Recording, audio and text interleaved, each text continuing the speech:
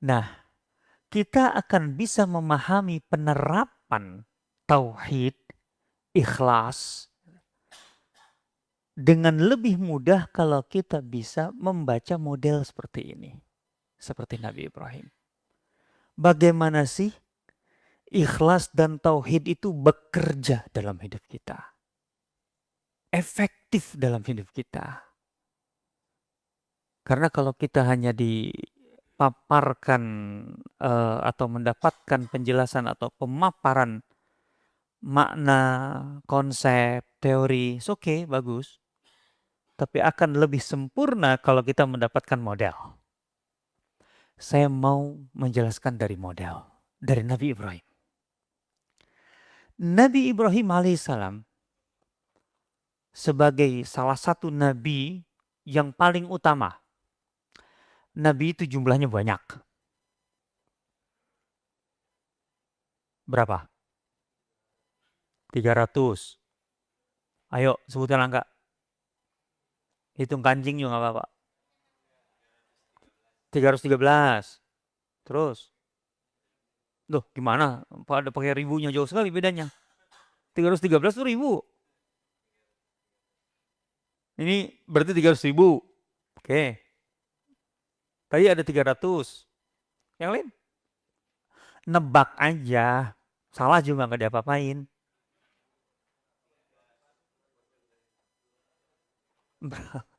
Berapa? Nggak berani nebak. 124 apa? Ribu. Atau dari awal ribunya disambungin loh. Jadi kayak terpisah gitu loh. Kayak ragu gitu loh. Kok nggak ada? Nebak aja nebak. Ratusan. Bahasa emak-emak bersayap. Ratusan gitu kan. Ratusan itu bisa ratusan apa gitu. Berapa ratus? Ya, yang jelas ribuan. Puluhan ribu jelas lebih. Angka di ratus ribu ada riwayatnya. Yang jelas ada keterangan. Contohnya nih. Kalau ke Mina haji, pernah mendengar Masjid Khaif di Mina? Oke, sebelah mana tuh?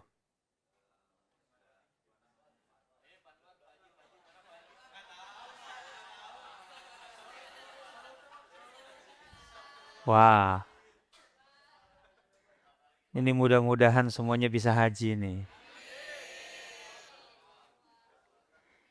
Jadi kalau mau ke Jamarat dari perkemahan kebanyakan orang Indonesia, itu sebenarnya akan melewati Masjid Khaif, tapi tidak langsung, karena dia lebih ke sebelah kiri. Kalau kita berhadap-hadapan lurus dengan Jamarat itu, Masjid Khaif itu agak sedikit kiri sebelum Jamarat. Yang jelas ada menaranya itu kelihatan dan hanya ada satu masjid di Mina sebenarnya yang gede itu. Itu Masjid Khaif. Rasulullah SAW pernah menyatakan bahwa Masjid Khaif ini pernah disinggahi oleh lebih dari 30.000 nabi dan sholat di sana. Oke, satu. Yang kedua, kalau kita dari Madinah mau ke Badar, itu kita bisa melewati satu tempat yang dulu menjadi rest area pertama musafir kalau keluar dari Madinah ke arah selatan atau ke barat. Mudahnya, kalau umroh punya program ke Badar, saya anjurkan ambil dari rest area ini. Ada 2 jalur soalnya. Ambil satu jalur dari rest area yang terkenal dalam sejarah. Dalam sejarah terkenal. Namanya Rauha. Rauha. Jadi Rauha itu sekali lagi rest area terdekat dari Madinah. Kalau dari Madinah kita mau ke selatan ke Mekah, itu melewati Rauha. Sekarang pun dekat dengan highway itu. Begitu juga kalau kita mau ke Badar, ke barat, lewat Rauha, rest areanya. Begitu juga yang dari selatan, dari barat mau ke Madinah, pasti titik akhirnya sebelum masuk Madinah adalah Rauha. Ya dari Madinah paling sekitar 60-an kilometer lah. 50-60 kilometer. Dan itu jarak perjalanan 1 hari pada zaman itu, naik unta. Naik unta tuh 1 hari sekitar 50 kilometer. Kata Rasulullah SAW dalam satu keterangan bahwa Rauha itu pernah disinggahi oleh 60.000 nabi. Berarti jumlah nabi itu memang banyak. Nah, apa istimewanya Nabi Ibrahim? Nabi Ibrahim itu dari ratusan ribu nabi adalah bagian dari ulul azmi minar rusul. Ulul azmi dari kelompok para nabi dan rasul. Dan ulul azmi itu hanya 5. Wow, spesial sekali. Yaitu Nabi Nuh, Nabi Ibrahim, Nabi Musa, Nabi Isa, dan Rasul kita Muhammad sallallahu alaihi wasallam. Jadi spesial sekali Nabi Ibrahim itu. Nah, keistimewaan Nabi Ibrahim tampak lagi ketika peristiwa Isra dan Mi'raj. Mi'raj terutama. Rasulullah SAW diangkat ke langit pertama, kedua, ketiga, keempat, 5, 6, 7. Di setiap lapisan langit, Rasulullah SAW akan berjumpa dengan nabi-nabi. Di langit pertama Nabi A, B, C, langit kedua A, B, C, Nabi ketiga, keempat, kelima. Ketujuh, Rasulullah SAW menjumpai atau berjumpa dengan Nabi Ibrahim. Nabi Ibrahim berada di langit ketujuh. Sedang bersandar ke dinding Baitul Ma'mur. Baitul Ma'mur itu Ka'bahnya langit. Jadi di langit juga ada Ka'bah, tempat berkumpulnya pusat ibadah para malaikat. Dan dikabarkan oleh Rasulullah SAW, Uttatis sama wa huqqalaha anta'id. Atau Attatis sama wa huqqalaha anta'id. Langit itu hiruk pikuk.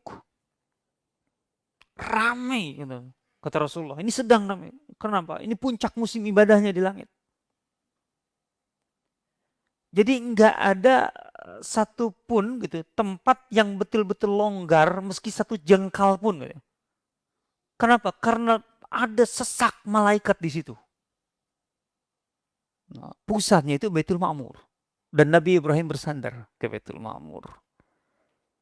Sebagai balasan dari Allah atas perbuatannya membangun Ka'bah.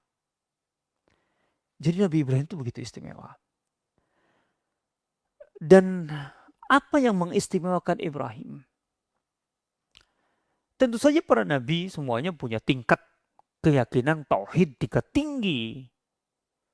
Cuman tentu saja yang namanya lapisan-lapisan itu tidak satu. Sebagaimana derajat dari para nabi pun tidak satu. Ada ulul azmi. Nabi Ibrahim itu kan salah satu yang di puncak. Betul. Puncak dari segala puncaknya adalah Nabi kita Muhammad SAW. Itu tidak bisa dibandingkan. Tapi kita ambil contoh dari perjalanan Nabi Ibrahim. Bagaimana Nabi Ibrahim itu, katakanlah istilahnya, menjadi bapak tauhid. Pertama lihat, dari sejak sebelum menjadi nabi, Nabi Ibrahim itu menjaga fitrahnya dengan sangat luar biasa. Fitrah Nabi Ibrahim itulah yang benar-benar membingkai dan membimbingnya kepada tauhid yang murni. Di tengah masyarakat yang menyembah apapun, termasuk menyembah matahari, bulan, bintang, artinya planet-planet. Nabi Ibrahim itu tidak tergoda sedikit pun. Tidak terbawa arus sedikit pun. Bisa lurus dengan fitrahnya untuk mengatakan kepada kaumnya, enggak mungkin ini Tuhan kita, enggak mungkin ini Tuhan kita, enggak mungkin ini Tuhan kita. Dari mulai melihat planet-planet, bintang-bintang, bulan, dan kemudian matahari. Nggak mungkin itu Tuhan kita. Fitrah. Wow. Jadi kalau kita bicara tauhid, kita harus mulai dari fitrah. Fitrah kita itu pemberian dari Allah. Rasulullah SAW menyatakan, kullu mauludin yuladu alal fitrah. Apa sih inti dari fitrah? Fitrah itu segala nilai yang ada dalam diri kita yang selalu mendorong kita untuk menyukai dan melakukan kebaikan. Di satu sisi, di saat yang sama membenci dan menghindari keburukan. Itu fitrah. Sebenarnya setiap orang itu pasti punya itu. Cuman kan ada orang-orang yang kemudian dia terbawa arus nafsunya, terpengaruh oleh lingkungannya untuk lebih menyukai yang buruk dan mengerjakannya. Padahal fitrah manusia itu baik. Fitrah manusia itu taat kepada Allah. Itu fitrah.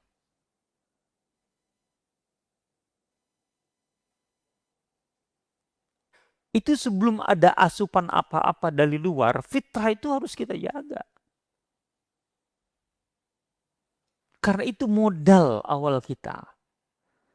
Dalam dunia bisnis itu kan modal itu menentukan sekali. Kita menghitung segala sesuatunya kan dari modal. Kita sebenarnya untung atau enggak untung. Kan modalnya berapa?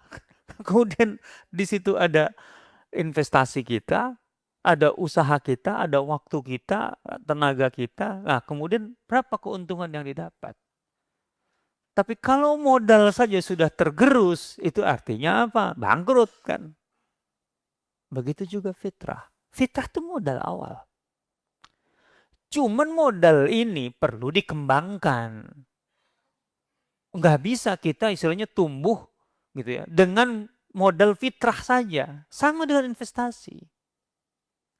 Makanya Rasulullah SAW mengatakan setelah beliau menyatakan kullu mauludin yuladu atau mamin mauludin illa wa yuladu alal fitrah. Setiap insan yang terlahir itu pasti membawa atau dibekali fitrah. Tinggal masalahnya asupannya, fa'abawahu, kedua orang tuanya. Orang tua itu kan lingkungan terdekat. Maksudnya lingkungan di luar si bayi itu, si anak kecil itu. Yang terdekat kan orang tuanya. Yang akan kemudian memberikan asupan, pengaruh. Pengaruhnya itu sesuai dengan fitrah atau bertentangan dengan fitrah. Fitrah itu akan menjadi rusak kalau asupannya kemudian bertentangan dengan fitrah. Yuhawidanihi, menyahudikannya, au yunassiranihi, atau menasranikannya, au yumajjisanihi, atau memajusikannya. Loh, kok nggak ada Hindu, Buddha? Itu bukan berarti tidak ada di situ. Rasulullah SAW hanya menyebut 3, bukan berarti terbatas pada 3. Intinya ya semisalnya itu. Itu yang akan merusak fitrah. Nah, tauhid itu pada dasarnya adalah perhatian kita terhadap fitrah dan menumbuhkan fitrah itu dengan memberikan asupan-asupan yang sesuai. Sama dengan fisik sebenarnya. Apa yang membuat kasus stunting terjadi? Kan dimulai dari asupan. Wah, mulai ini. Nyenggol.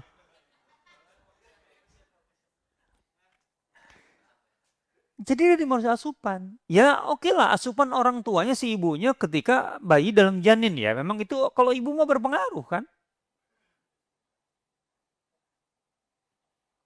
Jadi pada dasarnya manusia itu kan normal. Tapi kemudian karena salah memberikan asupan. Ya kalau ibu dari sejak janin.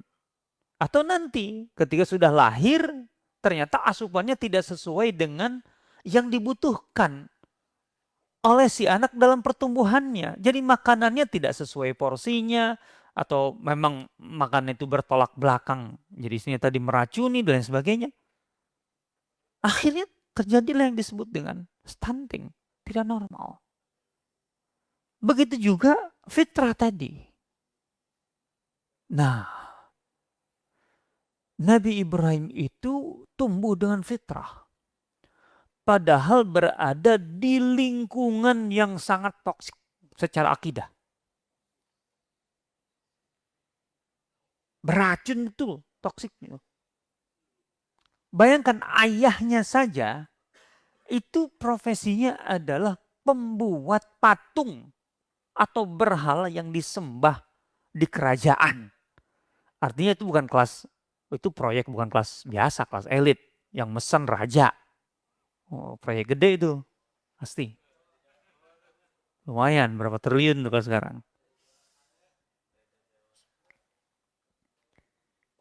Jadi ayahnya saja pembuat patung yang disembah. Kan ada debat Nabi Ibrahim dengan ayahnya kan. Dan Nabi Ibrahim berarti ada di lingkungan ibu kota. Bahkan di circle terdekat dengan pusat kekuasaan raja. Artinya banyak faktor yang bisa merusak Nabi Ibrahim alaihissalam. Tapi Nabi Ibrahim berhasil menjaga fitrahnya sampai menerima wahyu. Begitu menerima wahyu menjadi Nabi semakin kuat. Kan gitu. Nah. Wa idzibtala Ibrahim rabbuhu bikalimatin fa'atammahun. Ingatlah ketika Ibrahim diuji oleh Tuhannya dengan berbagai macam ujian yang berat-berat. Bikalimat. Kalimat itu adalah ujian-ujian itu. Fa'atammahunna, maka Ibrahim berhasil menuntaskan, menyelesaikan ujian-ujian yang berat itu dengan, kalau bahasa kita, nilai sempurna. Ujiannya berat, lulusnya sempurna, cum laude. Summa cum laude.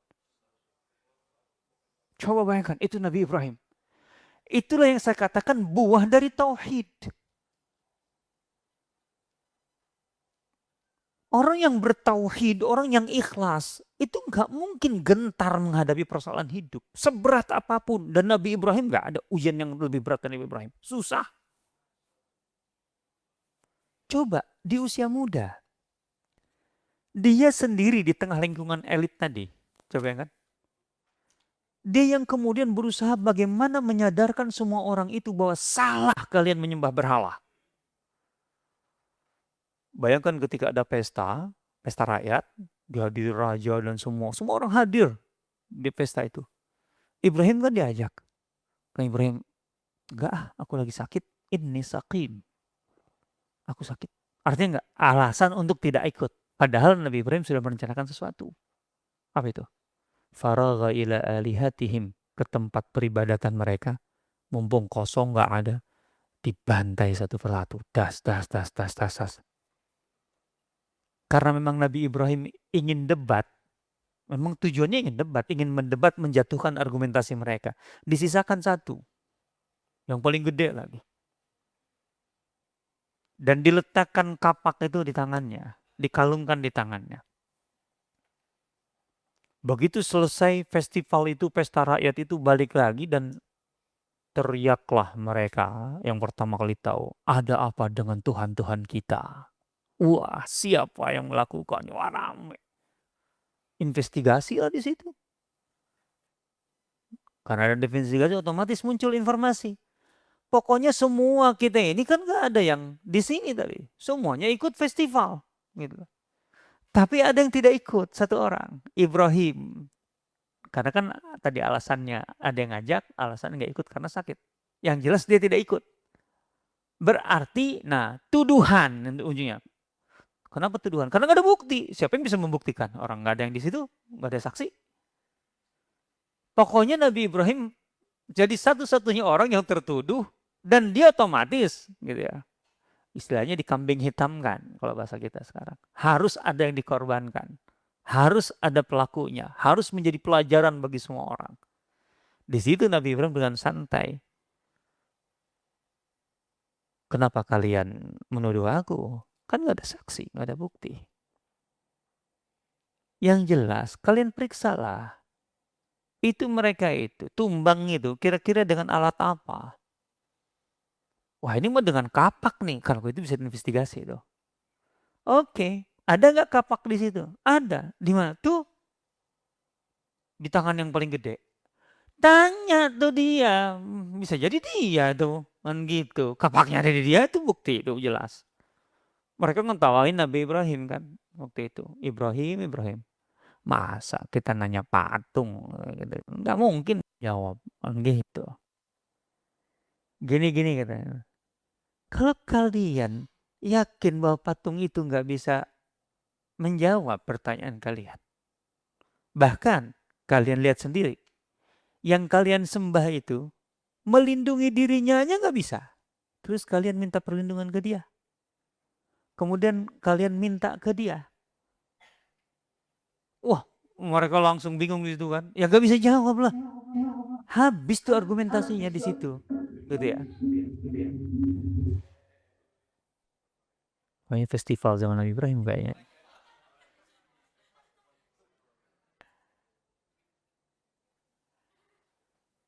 Tapi yang namanya kekuasaan, pokoknya kamu salah. Pokoknya engkau harus dihukum.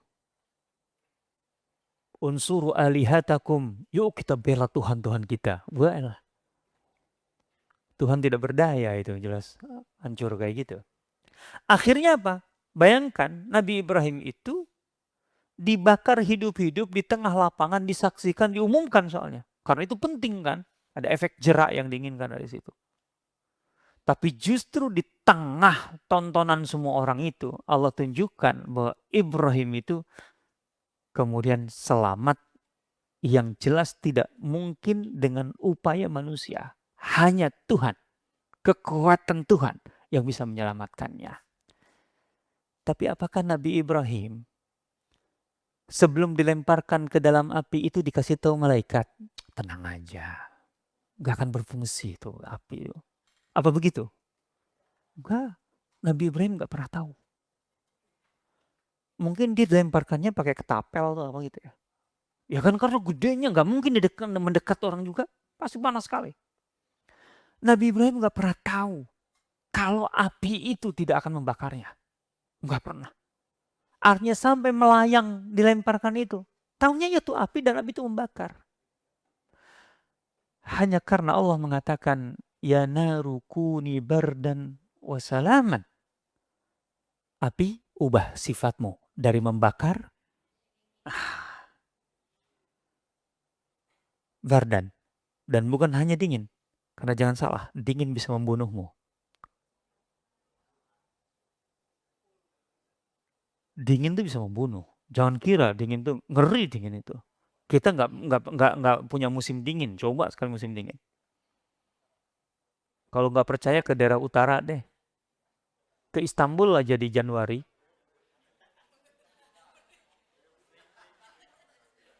Kalau nggak percaya, coba bulan Januari ke Istanbul. Rame-rame deh kalau nggak, supaya nggak subjektif. Kan kalau satu orang mau, alah, bohong ah, nggak percaya. Coba kalau rame ke sana. Satu bus aja ya. Daftar, daftar. Bromo, wah, yang gak seru lah Bromo. Nanti nggak bisa naikin drone di situ.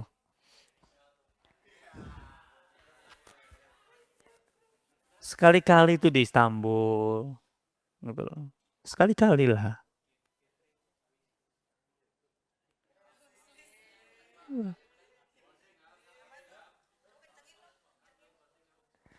Masya Allah, Masya Allah. Kuni bardan wasalaman, dan menyelamatkan. Jadi kalau bar dan dingin saja bisa jadi mematikan juga. Wasalaman, dan menyelamatkan. Hala Ibrahim. Jadi Ibrahim itu keluar dari kobaran api. Apinya tetap berkobar, nggak padam. Dengan menggigil. Gitu. Tapi ujian ini kan berat sekali. dituduh, dipermalukan di level pengadilan paling tinggi, jelas keputusannya nggak bisa dibantah, nggak bisa lagi banding gitu loh kan. Terus kemudian dilempar, saat dilempar taunya memang itu api, betul-betul api, dan lihat. Oke, itu sih mukjizat gitu ya. Tetapi kan sampai titik dilempar tadi kan mukjizat itu belum diketahui oleh Nabi Ibrahim. Belum dirasakan. Itu ujian berat. Dan Ibrahim gak gentar sedikit pun. Kemudian dari situlah Ibrahim memutuskan. Bayangkan dengan mukjizat itu. Ini ujian berikutnya. Ada nggak yang beriman? Ada. Ada? Siapa? Berapa orang? Nggak ada. Nggak ada yang beriman karena mukjizat. Jadi jangan pikir untuk memperbaiki sesuatu atau keadaan itu perlu mukjizat. Enggak. Mukjizat sebesar yang diberikan kepada Nabi Ibrahim aja. Emangnya pada beriman? Enggak beriman. Fama amana ma'ahu. Tidak yang beriman bersama Ibrahim itu kecuali istrinya. Istrinya dari awal udah beriman. Kemudian Lut, ponakannya, itu dari awal udah beriman. Artinya tidak ada yang beriman karena momen mukjizat. Nggak ada. Berat. Makanya kemudian apa? Nabi Ibrahim meninggalkan negerinya. Hijrah. Hijrah itu berat. Memulai kehidupan baru. Di tempat yang baru. Dan tantangannya tidak lebih kecil.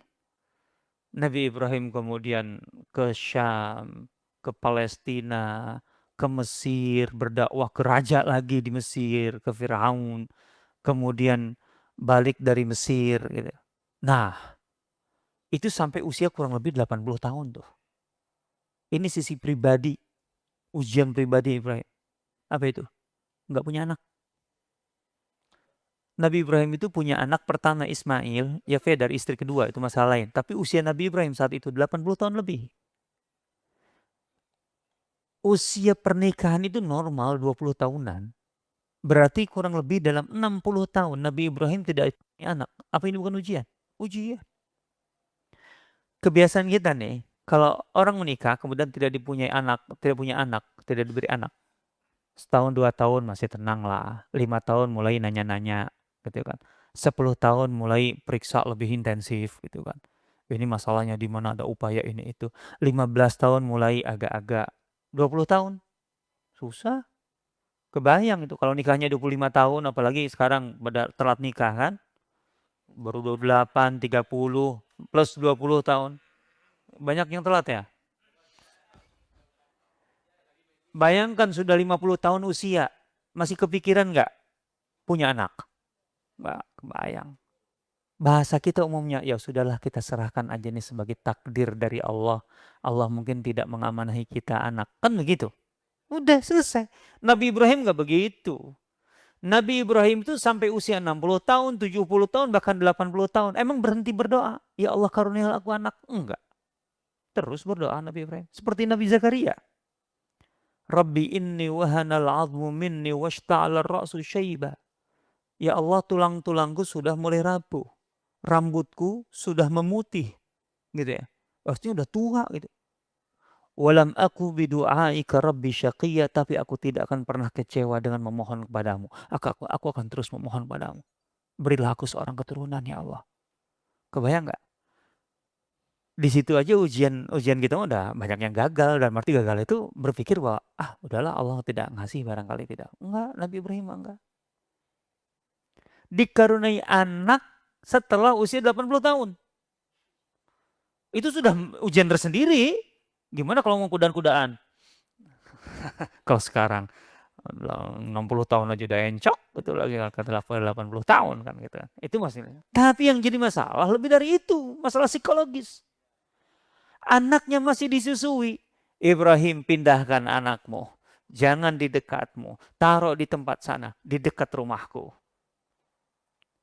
Rabbana inni askantu min dzurriyyati biwadin ghairi dzi zar'in 'inda baitikal muharram. Ya Allah, aku tempatkan sebagian keluargaku di lembah yang tidak bertanaman, tidak mungkin ditanami, di dekat rumahmu. Itu artinya karena perintah Allah kan. Itu petunjuk dari Allah, dekat rumahku. Dalam arti waktu itu Ka'bah masih fondasinya tertutup, jadi kayak bukit kecil Ka'bah waktu itu. Bayangkan anak masih disusui. Nabi Ismail itu masih disusui. Kelahirannya ditunggu katakanlah sebagai seorang anak 80 tahun. Begitu keluar masih disusui. Dari Palestina ke Mekah itu berapa kilometer? Hampir 2000 kilometer. Nggak ada pesawat. Artinya kunjungan bagaimana? Perjalanan pulang pergi itu 2 bulan perjalanan tok. Itu saja sudah nggak bayang. Ditunggu sampai usia 10 tahun baru punya anak. Begitu punya, itu ujiannya. Jauhkan anakmu. Tentu bukan Allah kemudian, kok Allah gitu amat? Enggak lah. Mau sembarang. Masa Allah nggak ada hikmahnya? Jelas ada hikmah. Ibrahim tahu. Sekarang pertanyaannya, Ibrahim ikhlas nggak dengan semua itu? Tahu.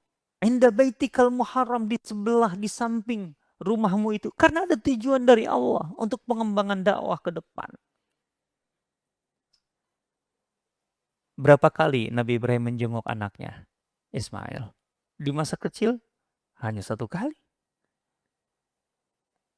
Begitu Nabi Ibrahim menjenguk pertama kali, Ismail itu sudah lari-lari. Ismail itu sudah bisa menangkap pesan kalau berkomunikasi. Falamma balagha ma'ahu sa'ya.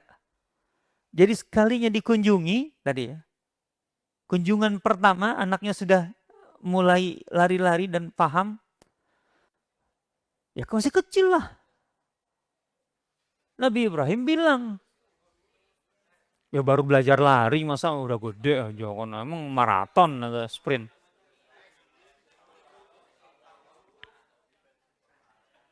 Apa kata Nabi Ibrahim kepada putranya? Anakku, inni ara fil manami anni azbahuk. Nah, ayah bermimpi. Ini bahasa seorang ayah yang sangat penyayang. Tidak mau mengejutkan anaknya. Ayah bermimpi. Dalam mimpi, ayah menyembelih kamu. Coba bayangkan. Ditunggu kelahirannya 80 tahun. Begitu lahir harus dijauhkan 2000 kilometer. Dikunjungi pertama kali. Ayah bermimpi. Dalam mimpi, ayah menyembelih kamu. Nabi Ibrahim itu nabi. Nabi itu mimpinya adalah wahyu. Jadi bukan kayak kita, mimpi itu kembang-kembang, bunga-bunga tidur tuh. Mimpi tadi ada yang transfer, ternyata enggak, yang ada nagih kan gitu kan. Nah, kan Nabi Ibrahim tidak mau mengejutkan sang anak. Karena kalau bilang, "Nak, ayah sembelih ya." Kan susah kalau bahasa komunikasinya kayak gitu kan. Soalnya ayah diperintah Allah nih. Oh, itu bahasa gaul sekali. Nabi Ibrahim itu pendidik, bapak yang penuh kasih sayang. Nah, ayah mimpi. Dalam mimpi ayah menyembelih kamu. Aduh, yang jadi soal anaknya itu loh. Walaupun masih kecil, tapi cerdas dan paham. Ya abatif alma tu'mar. Ayah, itu perintah ayah. Coba anaknya justru ingatkan, itu perintah. Artinya mimpi, itu perintah ayah. Engkau kan nabi, ini perintah. Lakukanlah ayah. Ya Allah. Coba kalau anak itu bandel, kan biasanya emaknya bilang, kulempar juga nih anak nih kan gitu kan, ke laut atau kemana gitu kan. Nah, walaupun itu bahasa, apalagi Betawi gitu kan. Kalau anak bandel kan gitu. Nah ini mah anaknya kayak gitu. Dilembutin malah bilang, ayah ini kan perintah Allah. Ya abatif alma tu'mar. Lakukan ayah. Lakukan ayah. Satajiduni insyaallahu minas sabirin. Engkau akan dapati aku. Insya Allah anakmu ini sabar. Sembelihlah aku. Semakin susah itu. Berat hati. Gimana rasanya? Sekarang disembelih nggak Nabi Ismail? Sembelih lah. Betul disembelih. Ayo, di mana tempat penyembelihannya? Ini orang travel nggak pernah tahu. Nggak sih.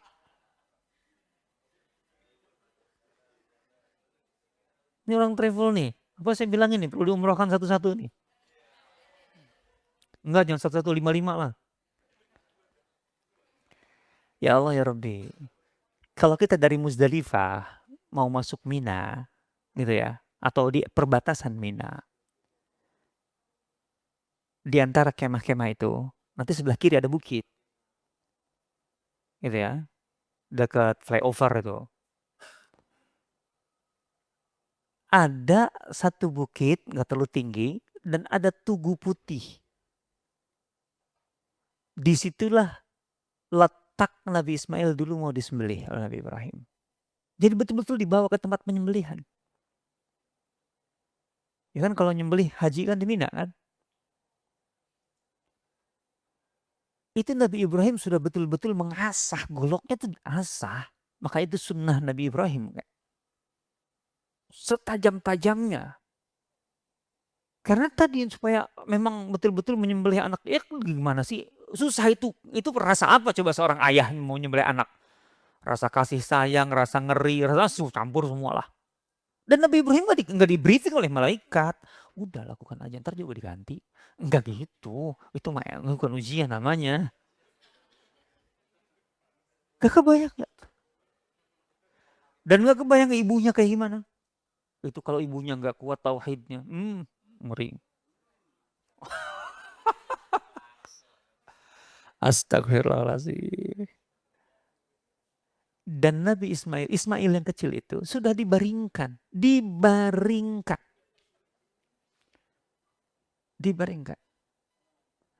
Dan golok itu sudah ditempelkan di sini. Sudah ditempelkan. Artinya digantinya tuh pas diayunkan itulah diganti. Itulah ujian. Jadi pas diayunkan baru diganti oleh Allah. Jangan tanya teknisnya ya. Itu mukjizat lah di situnya. Gitu loh. Artinya memang itulah ujian. Lihat. Nabi Ibrahim itu menjalankan semua perintah Allah itu tanpa ragu. Tanpa ragu. Betul kalau masalah rasa pasti ada rasa. Tapi tanpa ragu. Dia ikhlas penuhnya karena ini perintah Allah. Mukhlisina lahuddin. Kan itu loh. Karena ini perintah Allah, maka ketaatanku harus murni. Ya jangankan Nabi Ibrahim, di lingkungan Nabi Ibrahim, Hajar sang istri, ibunya Ismail aja kan kurang apa. Saya akan tutup dengan ini sebelum sesi pertanyaan. Kan Nabi Ibrahim itu ketika menempatkan Hajar dan Ismail di Mekah itu ada berapa kakak? Kepala keluarga maksudnya, bukan kartu keluarga. Nggak ada, Mekah tuh kosong. Mekah itu dilalui oleh kafilah dagang. Tetapi di bagian lembah itu selalu dilewati. Mereka kan Mekah itu sebenarnya, Ka'bah itu. Kalau kita sadari, sekarang susah sih emang. Soalnya udah gedung semua. Dan banyak yang dibobok. Dulu tahun 90-an ketika saya masih awal ke sana, masih terasa kalau kita berdiri di dekat Ka'bah itu, bukit-bukit itu masih kelihatan sebagian. Dari dulu kan cuma hanya area Misfalah yang tidak ada bukit. Tapi yang lainnya dari Jabal Umar terus ke Syamiyah terus sampai ke Ajyad itu kan semua bukit. Jadi Ka'bah itu di lembah. Di lembah. Kita kalau mau tawaf dari luar Masjidil Haram itu kan jalan itu turun eskalator ke bawah. Harus sadar itu. Ya, itu berarti sudah tahu tuh kalau yang lihat ya. Gitu. Pasti turun waktu mau tawaf itu. Artinya memang di lembah betul. Makanya Nabi Ibrahim mengatakan Rabbana inni askantu min dzurriyyati biwadin di lembah. Rendah. Gitu ya. Sudah mau di lembah, jadi kan para kafilah dagang itu melewati perbukitan itu. Jadi nggak turun ke lembah. Ngapain ke lembah? Nggak ngapa-ngapa. Nggak ada apa-apa waktu itu. Ghairi dzarain. Penafsiran ghairi dzarain itu bukan tidak ada tanaman. Karena kalau tidak ada, bisa diadakan. Tidak ada tanaman, ya adakan aja. Tidak ada tanaman, karena tidak ditanam. Yuk kita tanam. Gitu. Kalau ghairi dzi zar'in, kata ahli tafsir, maksudnya tidak mungkin ditanami. Coba kan, menempatkan anak dan istri, anaknya bayi, istrinya baru anak pertama, belum lama melahirkan, secara psikologis itu masih labil, kalau bahasa kita. Ditempatkan dari rumah aslinya 2000 km, di lembah, nggak ada tetangga, tidak mungkin bercocok tanam. Kebayang nggak? Apa di kepala kalau suami memperlakukan seperti itu?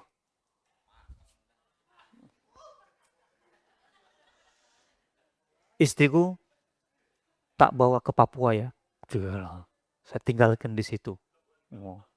Sekarang di Papua bisa nanam, bisa apa macam-macam. Malah dapat emas nanti. Biwadin ghairi dzarain. Satu-satunya yang membuat itu istimewa, inda baitikal muharram, di dekat rumahmu yang suci. Ya waktu itu masih gundukan itu tertanam.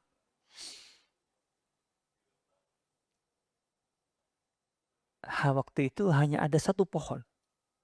Di lembah itu ada satu pohon dauhah, satu-satunya pohon. Yang itu menunjukkan kenapa ada zam-zam situ kan, di satu sisi. Nabi Ibrahim membuat kayak kata gubuk kecil lah untuk istri dan anaknya. Kemudian perbekalan air, kalau kita tuh perbekalan air satu jerigen, dan kemudian kurma atau gandum satu karung. Dah. Setelah itu Nabi Ibrahim pergi, karena memang itu perintah Allah, kan pergi. Pas pergi tuh ke arah Syamia. Nggak tahu juga. Pintu-pintu gerbang tuh ada Syamia. Syamia tuh yang ke Syam, yang ke utara, ke arah Madinah. Gitu. Itu kalau kalau tahun 90-an masih kerasa. Kalau kita keluar dari pintu Syamia itu akan naik bukit ke atas sebelum turun. Gitu loh. Kalau sekarang nggak ada, diratain.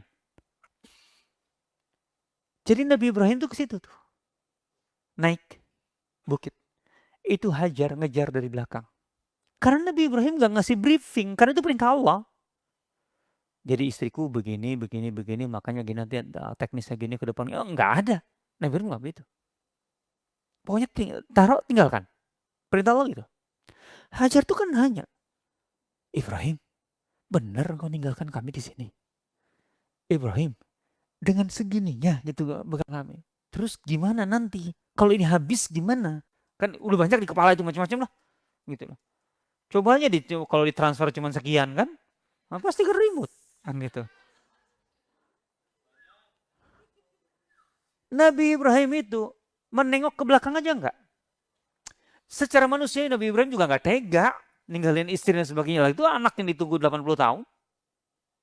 Enggak tega. Tapi itu perintah Allah. Itu Hajar ngejar terus, ngejar nanya Ibrahim, Ibrahim, Ibrahim. Sampai di satu titik Hajar berhenti. Ibrahim, berhenti. Aku ingin bicara. Aku bertanya. Allahu amaraka bihada. Apakah ini perintah Allah? Engkau memperlakukan aku dan anakmu seperti ini? Ibrahim itu baru jawab. Hanya satu kata. Iya. Nah. Cukup dengan satu kata nam, kata Hajar. Kalau begitu, berangkatlah, tinggalkan kami. Apa? Selama itu perintah Allah. Oke? Dan selama aku menjalankan perintah Allah dengan tulus. Idzan la yudayyunallahu abadan. Aku yakin Allah tidak mungkin menelantarkan kami. Karena kami menjalankan perintahnya. Ini bukan logika. Kalau logika enggak masuk. Udah. Ini iman, ini tauhid, ini ikhlas. Kan begini sederhananya. Yang ditanya Nabi Ibrahim, Nabi. Udah pasti benernya. Kalau suami sih belum tentu. Yang biasa. Ini perintah Allah nih ditransfer segini. Ya kan gitu kan. Enak aja melalui apa perintahnya kan gitu. Protes. Ini inflasi ini kan gitu. Tapi Hajar, suaminya Nabi. Dia tahu. Nabi langsung dengan Allah. Pertanyaannya jelas. Ini perintah Allah padamu. Ini perintah Allah padamu. Ketika dijawab, iya. Berarti engkau menjalankan perintah Allah dan aku di sini dengan nasib ini gitu, menjalankan perintah Allah juga. Selama aku menjalankan perintahnya, enggak mungkin Allah menelantarkanku. melontarkan kami maksudnya dengan anak. Ini dia. Makanya sekarang dalam hidup kita, PR terbesar dalam hidup kita itu, kita harus berilmu, kita punya ilmu, agar hidup yang kita jalani itu betul-betul dalam kerangka tadi, perintah Allah. Dalam jalan yang ditetapkan oleh Allah. Kita tuh berada di jalan yang ditetapkan oleh Allah. Kalau kita sudah yakin bahwa kita berada di jalur yang ditetapkan Allah, apa sih yang ditakutkan dalam hidup? Ketika kita mengikuti perintah Allah, apa yang kita takutkan dalam hidup? Enggak mungkin Allah menelantarkan kita. Enggak mungkin, seberat apapun ujian itu. Enggak mungkin Allah menelantarkan kita. Enggak mungkin Allah membuat kita menderita. Enggak mungkin. Yang jadi soal kenapa kita panik dan kita ketakutan. Karena sebenarnya kita pun tidak yakin bahwa kita benar-benar di jalan Allah. Itu intinya. Itu intinya, itu kuncinya. Yakinlah bahwa kita benar-benar ada di jalannya. Dan saat itu akan ada keyakinan pada kita, dalam diri kita bahwa tidak mungkin Allah menelantarkan kita. Kalau kita mengenal seorang bos yang baik hati, sangat-sangat baik, terus kita ditugaskan, apa kemudian kita berpikir akan ditelantarkan? Enggak mungkin. Udah kamu keliling Eropa dulu sana. Gitu lah. Itu udah otomatis berikut dengan ini tiketnya ini, nanti ini bintang 5 aja ya. Kalau enggak bintang 4 lah nyari kalau susah bintang 5 gitu kan, kira-kira gitu. Ini untuk makannya, ini untuk ininya, ini untuk keluargamu yang ditinggalkan. Kan asik kalau kayak gitu. Enggak apa-apa disuruh keliling Eropa kan. Mau banget malah. Maksudnya itu bukan ujian disuruh keliling Eropa, malah kesenangan. Maksudnya kalau ditugaskan oleh orang, oleh atasan yang duitnya banyak, baik hati, tenang aja. Nggak mungkin kita disiksa, ditelantarkan. Bagaimana ketika seorang itu yakin bahwa hidupnya di jalan Allah, menjalankan perintah Allah? Apa yang dia khawatirkan dalam hidupnya? Sementara Allah adalah maha penguasa, Allah pemilik langit dan bumi. Segala kekayaan yang ada di langit dan bumi ada hanya miliknya. Dia adalah maha pemberi rezeki, maha pemurah, maha. Itulah tauhid. Itulah ikhlas. Gitu ya. Jadi kalau kita bermula dari sini, nggak ada yang sia-sia dengan iman Islam kita. Nggak ada yang sia-sia dengan segala ketaatan kita. Nggak ada. Gitu ya. Walaupun kadang-kadang zahirnya di situ ada musibah, ada derita. Memang kehidupan itu warnanya memang itu. Jangankan kita. Kekasih Allah seperti Nabi Ibrahim aja ternyata ujiannya sangat-sangat berat. Justru kaidahnya ketika Allah hendak mengangkat derajat dan menunjukkan ya, kedekatannya dengan seorang hamba seberapa dekat, maka Allah akan mengujinya dengan ujian yang berat. Asyaddun nasi bala'an al-anbiya. Kelompok manusia yang paling berat ujian itu justru para nabi. Jadi kalau ujian kita itu biasa-biasa saja, jangan terlalu bangga. Berarti kita memang kelasnya masih TK. Maka ujiannya masih pok gitu kan. Senang, happy. Tapi begitu tinggi, semakin tinggi level kita, ujian semakin berat. Karena memang itulah di antara cara Allah Subhanahu wa taala, bahkan secara pasti para nabi ujiannya paling berat. Tapi lihat apa yang Allah berikan kepada Ibrahim. Qala inni ja'iluka linnasi imama. Ibrahim, aku angkat engkau sebagai pemimpin dari umat manusia. Dan bahkan Nabi Ibrahim kemudian, ya Allah kalau gitu keturunanku juga. Wa min dzurriyyati. Kata Allah, ku beri yang soleh di antara mereka. Bukan hanya kita yang dapat. Keluarga, keturunan itu akan dapat dari hasil kebaikan kita itu. Hasil pelulusan kita dalam ujian yang diberikan oleh Allah itu bahkan bisa menyebar ke anak-anak kita, turunan kita. Dan itu yang kita inginkan dalam kehidupan kita. Kan gitu. Kan siapa tahu nanti orang tuanya, saudaranya bisa haji, bisa umroh bareng. Di antaranya kayak gitu. Amin. Wallahu ta'ala alam.